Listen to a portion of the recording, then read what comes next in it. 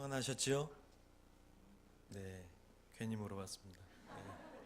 제가 월요일부터 목요일까지 강원도 평창에서 수련회를 가고 오늘 왔습니다. 근데 월요일 날 그 산을 봤더니 그냥 뭐 황토색, 약간 좀 우울한 색깔이었는데 3일이 지나고 나니까요 단풍이 들었더라고요. 그렇게 지금 가을이 빠르게 지나가고 있습니다. 그러면서 들었던 생각은 세상도 이렇게 단풍에 물이 드는데 세상이 아니라 주님 사랑에 물들어야겠다, 이런 생각을 좀 해봤습니다. 주님 사랑에 물드는 이 가을이 되시길 바랍니다. 옆 사람에게 한번 인사할까요? 주님 사랑에 물드세요. 주님 사랑에 물드세요. 예, 예, 물드세요. 네. 네. 2017년 한국교회 신뢰도에 대해서 기윤실이 발표한 자료가 있습니다. 한국교회 신뢰도가 18.9%로 나타났습니다. 이 수치가 의미하는 바가 뭐냐면 한 종교가 한 사회 속에 20%의 신뢰도를 넘지 못하면 그 종교가 갖고 있는 영향력이 그 사회에 거의 일어나지 않는다, 이렇게 보는 의미의 수치입니다. 근데 그 이유가 한국교회와 한국교회 영적인 지도자들의 윤리적 문제가 가장 컸다라고 하는 것이 그 원인이었습니다.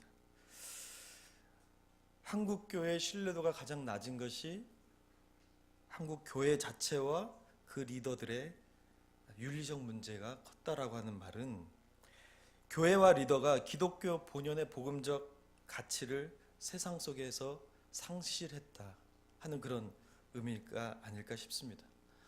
근데 뿐만 아니라 영적인 리더들 뿐 아니라 일반 성도들의 삶은 다를까요?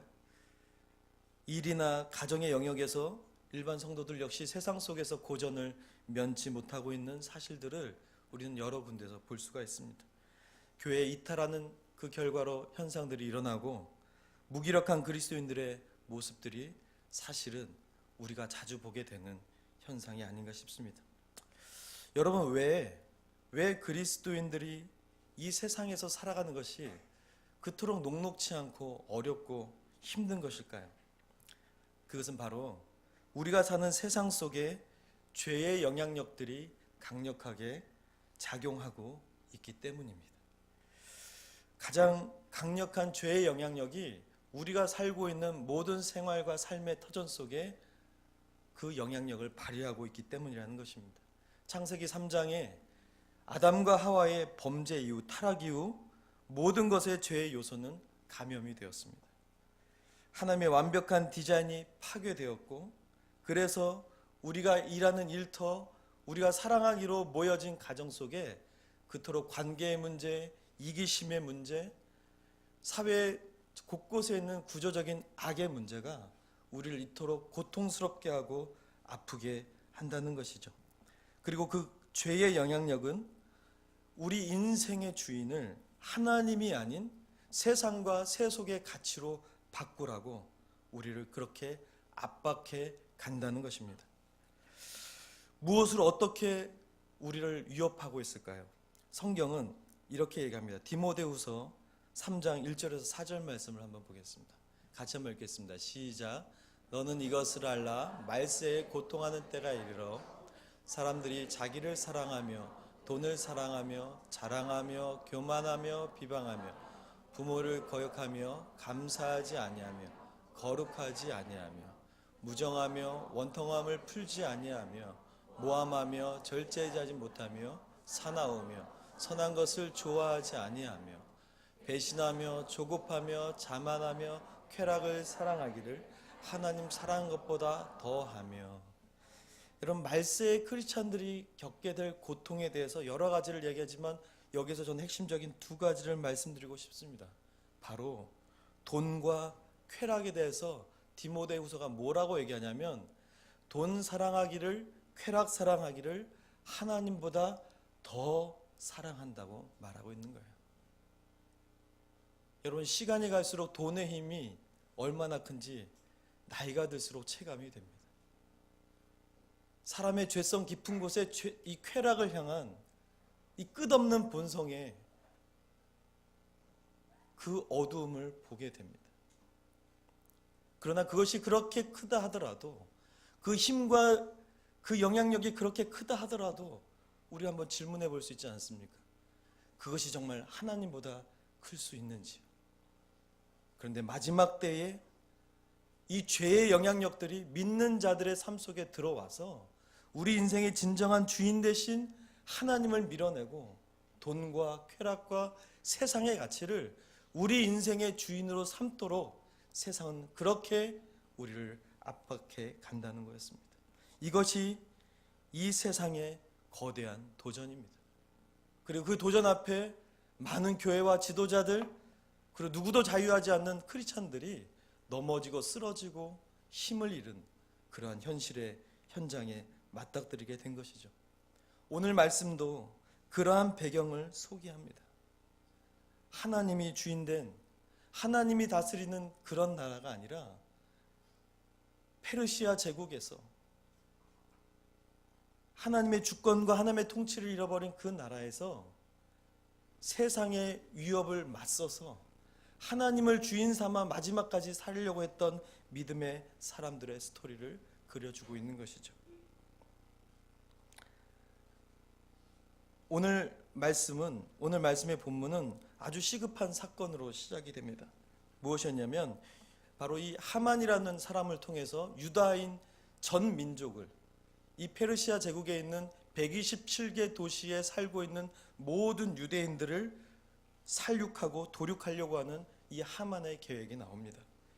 여러분, 그 조서의 내용이 뭔지 아십니까? 한번 3장 13절을 한번 보겠습니다. 에스더서 3장 13절. 같이 한번 읽겠습니다. 시작. 이에 그 조서를 역졸에게 맡겨 왕의 각 지방에 보내니 12째 달 곧 아돌월 13일 하루 동안에 모든 유다인을 젊은이, 늙은이, 어린이, 여인들을 막론하고 죽이고 도륙하고 진멸하고 또 그 재산을 하였고. 아멘.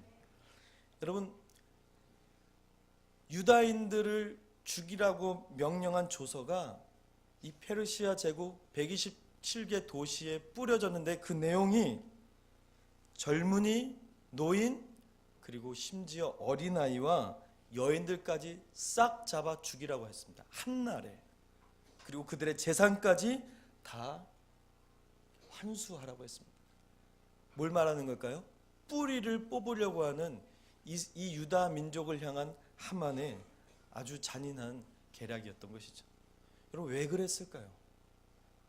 청년을 죽일 수 있고 남자들도 죽일 수도 있지 않습니까? 그런데 어린아이까지, 여인들까지 죽이라고 하는 이 참혹한 살육이 왜 일어났는지 아십니까? 3장 2절부터 6절의 배경을 한번 보도록 하겠습니다. 시작. 대궐문에 있는 왕의 모든 신하들이 다 왕의 명령대로 하만에게 꿇어 절하되 모르드게는 꿇지도 아니하고 절하지도 아니하니 대궐문에 있는 왕의 신하들이 모르드게에게 이르되 너는 어찌하여 왕의 명령을 거역하느냐 하고 날마다 고나되 모르드게가 듣지 아니하고 자기는 유다인임을 알렸더니 그들이 모르드게의 일이 어찌 되나 보고자 하여 하만에게 전하더라. 하만이 모르드게가 무릎을 꿇지도 아니하고 절하지도 아니함을 보고 매우 노하였더니 그들이 모르드게의 민족을 하만에게 알림으로 아하수에로의 온 나라에 있는 유다인 곧 모르드게의 민족을 다 멸하고자 하더라. 아멘. 여러분, 이유는 이거였습니다. 바로 모르드게가 하만에게 무릎 꿇지 않았던 그 한 가지 이유였습니다. 하만이라는 사람이 왕으로부터 부여받은 권한은 높지만 그러나 이 시대에 자기가 갖고 있는 권력과 힘을 앞에서 모든 사람들이 무릎을 꿇고 절절맸던 숭배적 배경이 있었던 때에 모르드게는 그냥 권위자, 연장자, 높은 사람에게 하는 존경의 의미의 절이나 존경의 의미의 인사가 아니라 숭배적이고 신적인 것을 요구하는 이 무릎 꿇음과 절 앞에 모르드게는 굴복할 수 없었던 거였습니다. 왜요? 모르드게의 주인은 누구였습니까? 하나님이었기 때문에 그렇습니다. 세상에 믿는 자들의 삶이 세상으로 같은 거대한 도전이 있다면 병들고 아프고 어떤 세상 속에서 일어날 수 있는 위협적인 사고들, 예상할 수 없는 수많은 사건들이 크리스찬들에게 위협이 아니라는 사실이죠. 세상은 여전히 우리에게 우리의 인생의 주인 되신 하나님이 아니라 하나님 아닌 다른 것들에게 숭배와 신적인 경배를 하라고 우리에게 도전하고 있는 것이었습니다. 그리고 오늘 하만의 이 도전 앞에서 그것을 거부했던 모르드게의 민족이었던 유다인들은 온 민족이 말살을 당해야 할 수밖에 없는 이 위기와 사건 앞에 서 있었다고 하는 것이죠. 어쩌면 오늘날 크리스찬들이 세상을 살아가면서 갖는 가장 큰 어려움은 이런 것이 아닐까요? 살아계신 하나님이 우리의 아버지시고 우리를 구원하시고 우리와 동행하시지만 우리가 살아가는 삶의 모든 환경 속에 있는 죄의 영향력과 세속의 가치가 어느덧 우리의 삶 속에 스며들어와 우리의 인생의 주인이 하나님이 아닌 세상과 세상의 가치 속에 종속되고 죄의 종이 되어 살아계신 하나님을 볼 수 있는 눈을 잃어버리는 절망, 하나님의 도우심의 손길들을 놓아버리는 우리의 좌절, 절대 끊어질 수 없는 하나님의 사랑이 마치 끊어진 것 같은 고아된 마음으로 살도록 우리를 세상 속에 밀어넣는 이 도전이 우리 크리스찬들의 고뇌와 고단함이 아니겠습니까?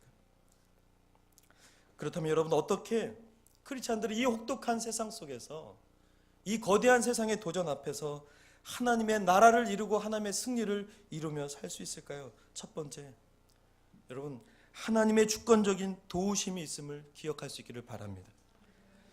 여러분, 결론적으로는 유다인들이 진멸했습니까? 진멸하지 않았죠. 더 크신 하나님의 구원하심의 계획들이 이들의 믿음을 통해서 이루어졌습니다. 유다인들은 구원을 받았습니다. 근데 이 서사시 같은 에스더서 전체를 보면 하나님의 구원하심의 이 감동적인 사건의 전말 모든 과정 속에 우리가 눈을 들어서 자세히만 살펴보면 하나님의 주권적인 도우심이 순간순간 모든 환경 속에 숨어 있다는 사실입니다. 첫 번째, 여러분, 에스더가 왕후된 사건들을 여러분 한번 기억해 보십시오. 2장 9절에서 17절에 있는 내용입니다. 여러분, 그 당시 이 페르시아 대제국의 왕후가 된다는 것은 아무나 될 수 있을까요? 전통적인 귀족들 중에 귀족 중에 혈통 중에 혈통의 사람이 뽑히고 뽑혀서 왕후가 되는 것이 이 시대의 전통이었습니다. 근데 성경이 말하기를 에스더의 신부는 포로였습니다. 그리고 부모도 없는 고아였습니다. 그 사람이 이 왕후의 모든 과정을 이끄는 내시의 눈에 들고 성경에는 은혜를 입었다고 얘기합니다. 그리고 이 유다인들의 구원의 핵심적인 결정적인 일들을 진행할 수 있도록 통로가 된 것이 바로 왕후 에스더라고 볼 때예요. 이 에스더를 왕으로 세웠던 이 하나님의 도우심이 여러분 눈에 보이십니까? 하나님의 주권적인 도움이 있었다는 사실입니다. 두 번째는 모르드게가 2장 21절 23절에 영모 사건을 들었던 사건이 있습니다. 여러분, 모르드게는 문지기였습니다. 근데 하필 이 아하수에로의 왕을 죽이려고 하는 내시들의 음모 사건이 하필 모르드게가 서 있는 그 문에 모르드게가 들을 수 있도록 크기의 목소리로 모르드게가 그것을 들어서 에스더에게 고하고 에스더가 그것을 실사를 했더니 진짜 사실이 되어서 그 모든 내시가 처형을 당했습니다. 모르드게 이 치적이 나중에 이 구원 사건과 긴밀하게 연결이 됩니다. 또 세 번째는요, 왕이 이 모르드게의 치적을 잊었다가 다시 기억합니다. 6장에 보면 왕이 어느 날 밤에 잠이 오지 않습니다. 하필 잠이 오지 않습니다. 그래서 뭘 읽습니까? 역대일기를 가져오라고 해서 역대일기를 읽습니다. 근데 그때 모르드게가 왕 암살 이 역모 사건들을 발견하고 그것을 고해서 자기가 살아난 그 사건을 다시 읽게 되면서 모르드게를 높이고자 하는 왕의 사랑과 마음이 이때 자라기 시작했습니다. 하만의 죽음과 모르드게의 영광이 교차되는 아주 중요한 사건이 이때 일어났습니다. 왜 하필 그때 잠을 못 자게 했을까요? 왜 하필 그때 역대일기를 읽어 모르드게의 치적을 기억하게 했을까요?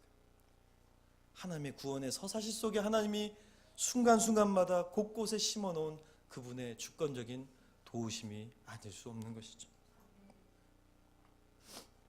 그리고 마지막으로 에스더가 죽으면 죽으리라는 이 마음을 갖고 왕 앞에 나가기 시작합니다. 근데 누구도 왕에게 나갈 때 왕의 부르심이 없이 나갔다가 왕이 손을 내밀지 않으면 누구를 막론하고 죽는 것이 그 당시의 법이었습니다.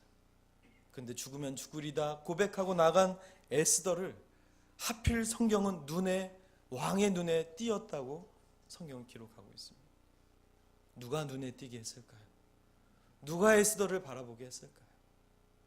성경은 이방의 왕의 권한 앞에 갇혀있는 힘없는 민족의 구원의 사건을 이루어가고 있지만 하나님은 그 왕을 움직여서 그 나라의 권세를 움직여서 그 세상의 어떤 것들도 하나님의 크심 앞에 겸손히 하나님의 구원을 이루어가는 도구가 되게 하셨던 것이었습니다.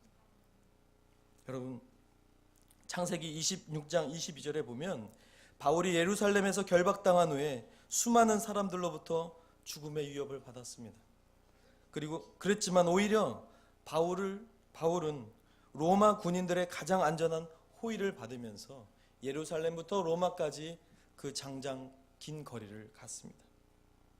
그리고 그 과정 속에 그토록 바울을 죽이기 원했던 수많은 사람들의 공격을 로마의 호의 앞에서 바울은 자기 변호라는 미명 아래 복음을 고관부터 평민에 이르기까지 모든 사람들이 예수 그리스도가 하나님의 아들이심을 전할 수 있는 그 장을 확보받았습니다.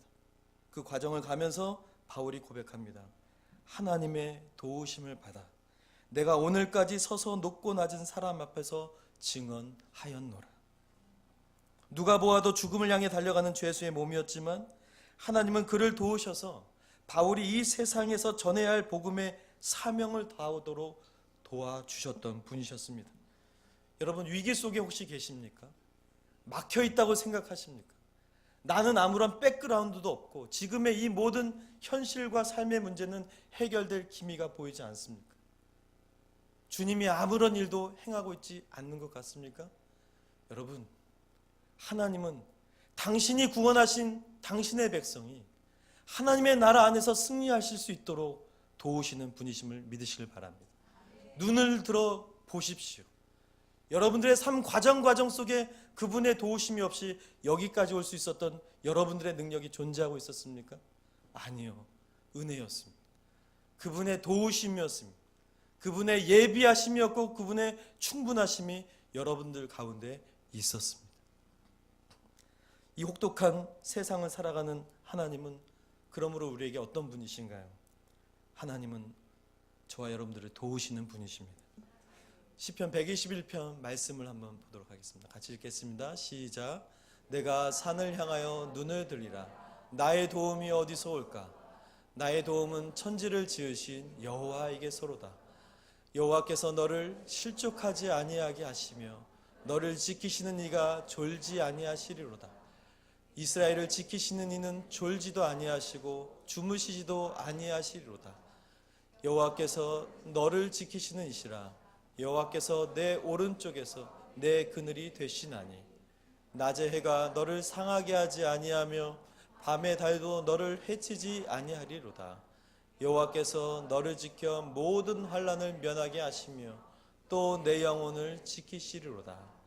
여호와께서 너의 출입을 지금부터 영원까지 지키시리로다. 아멘.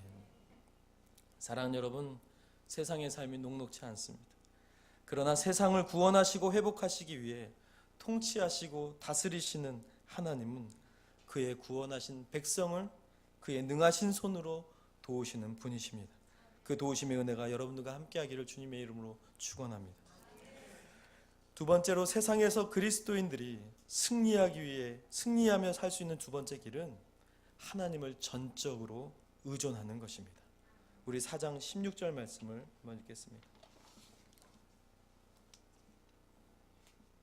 4장 16절 말씀 시작. 당신은 가서 수산에 있는 유다인을 다 모으고 나를 위하여 금식하되 밤낮 3일을 마시도 마소서. 나도 나의 시녀와 더불어 이렇게 금식한 후에 규례를 어기고 왕에게 나아가리니 죽으면 죽으리다 아니라. 아멘. 유다인을 진멸하려는 하만의 계획을 알고 난 에스더는 잠깐 현실적인 문제에 부딪히기로 했습니다. 왕, 그 한 사람만이 유다인을 구원해 줄 수 있었기 때문에 에스더는 유다인 모두를 대표로 해서 왕을 만나야만 했습니다.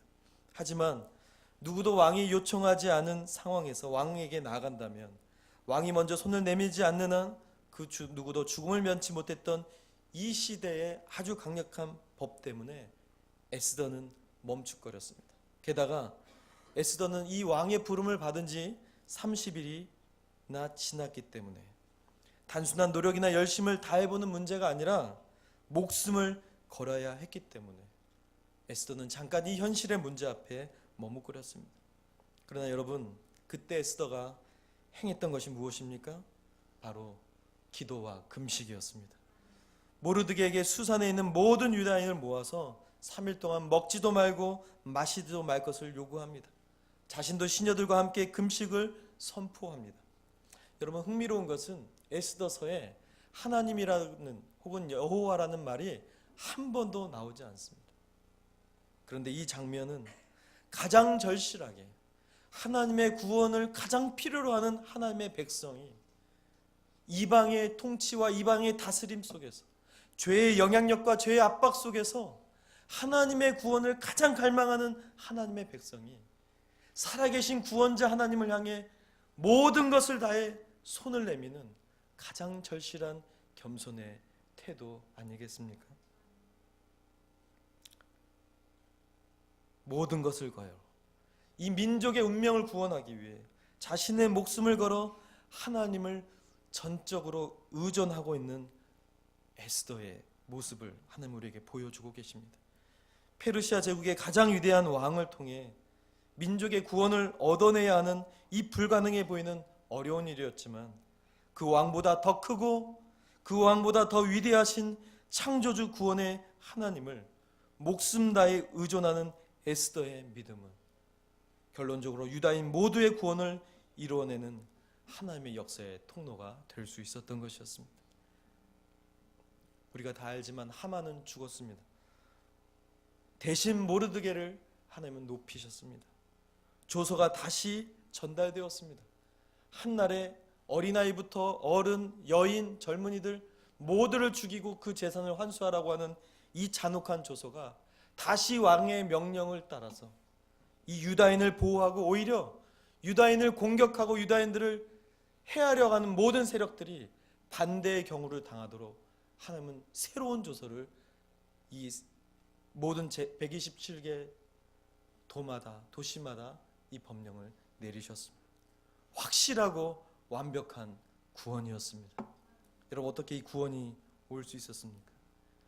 이 전적인 하나님이 일하셔야만 하는, 하나님의 구원을 갈망하는 하나님이 누구신지를 아는, 하나님을 진정으로 주인 삼은 하나님 백성들의 전적인 믿음의 의존 때문이 아니겠습니까? 여러분, 하나님을 의존해야 되는 이유가 무엇입니까? 바로 우리의 삶의 주인이 하나님이심을 회복하기 위함입니다. 하나님을 향해 모든 것을 의존한다고 하는 것은 희미해져 버린 우리의 삶의 주인, 희미해져 버린 우리의 삶의 인생의 목적, 너무 멀어져 버린 주님 주신 우리의 사명을 향한 새로운 회복, 하나님이 우리의 주인 되실 때 새롭게 우리 안에 회복되어지고 다시 한번 우리 가운데 일어날 수 있는 모든 가능성, 그것은 하나님이 우리의 주인 되심이 회복되어질 때 가능한 것입니다. 내 뜻, 내 삶, 세상의 논리를 버리고 복음의 가치와 하나님의 능력을 경험하는 최종의 승리는 하나님이 우리 주인 되실 때 가능한 것입니다. 그런 우리가 해야 할 일이 있다면 그분이 내 인생의 명확한 주인이 왕이 되시도록 그분을 여전히 의존하는 것입니다. 작은 것부터 일상부터 그리고 우리의 모든 것이 달려있는 것부터 그분을 의존하는 것입니다. 여러분 다시금 우리 인생의 목적에 하나님이 주인 되시기를 기도할 수 있기를 바랍니다. 여러분들의 가정에 정말 하나님이 주인 되시기를 여러분 선포하시기를 바랍니다. 여러분들이 하고 있는 일, 그것은 단순한 생존과 생계가 아니라 하나님이 여러분들을 통해 이 세상에 하나님 나라가 흘러갈 수 있도록 여러분들을 부르신 소명임을 회복하시기를 바랍니다. 여러분 어떻게 우리의 자녀들을 하나님 닮은 하나님을 경외하는 다음 세대로 세워갈 수 있을까요? 그들의 주인이, 우리 자녀들의 주인이 우리의 소유가 아니라 우리의 자녀들의 소유와 주인은 주님이신 것을 여러분 회복하시기를 바랍니다. 이 세상 속에 여전히 하나님의 나라는 세워져 갈 것입니다. 그분의 나라는 세상 속에 있지만 그분의 나라는 멸하지 않고 약해지지 않고 훼손되지 않으며 이 거칠어지고 타락한 절망의 세상 속에 하나님의 나라가 얼마나 위대하며 그분의 구원은 얼마나 완전하며 이미 왔지만 장차 올 그분의 나라가 얼마나 영광스러운 것인지 하나님의 백성들 뿐 아니라 이 세상이 볼 수 있도록 하나님은 그분의 나라를 저와 여러분들의 삶 속에 이루어 갈 것입니다. 말씀을 정리하겠습니다. 여러분 내 인생의 진정한 주인 되신 하나님을 회복하십시오. 하나님의 자리를 회복하십시오. 그분의 역할과 책임을 그분의 주인다운 자리와 그분의 역할 속에 여러분 올려드릴 수 있기를 바랍니다. 하나님은 그분의 나라를 회복하고 통치하십니다. 왜요? 그분의 나라를 통해 구원과 회복을 우리에게 주시기 위함입니다. 마태복음 16장 16절을 마지막으로 읽고 말씀을 정리하겠습니다. 13절부터 읽겠습니다. 시작. 예수께서 빌립보 가이사랴 지방에 이르러 제자들에게 물어 이르시되 사람들이 인자를 누구라 하느냐 이르되 더러는 세례 요한 더러는 엘리야 어떤 이는 예레미야나 선지자 중에 하나라 하니이다. 이르시되 너희는 나를 누구라 하느냐 시몬 베드로가 대답하여 이르되 주는 그리스도시요 살아계신 하나님의 아들이시니라. 아멘. 사랑하는 여러분, 이 혹독한 세상 속에서 비록 세상이 우리의 눈을 감기고 비록 죄의 영향력들이 돈과 권력과 우리도 필요로 하는 그 어떤 것들을 우리의 욕망 속에서 마치 하나님을 대신할 수 있는 거라고 우리를 속이고 압박할 수 있습니다. 그러나 그것을 배경으로 살았던 모든 인생은 멸망했습니다.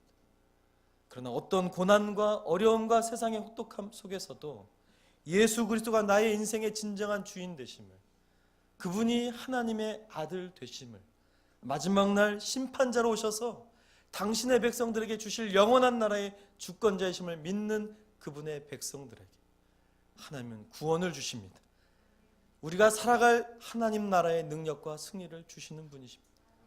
그분을 향해 오늘 이 밤 우리가 다시 한번 이 세상 속에서 가장 크고 놀라우신 예수 그리스도 당신이 나의 주인이시요 나의 왕이십니다. 새로운 우리의 인생의 회복을, 신앙의 고백을 주님 앞에 드리는 그런 밤이 될 수 있기를 주님의 이름으로 축원합니다. 우리 같이 찬양하면서 기도하도록 하겠습니다.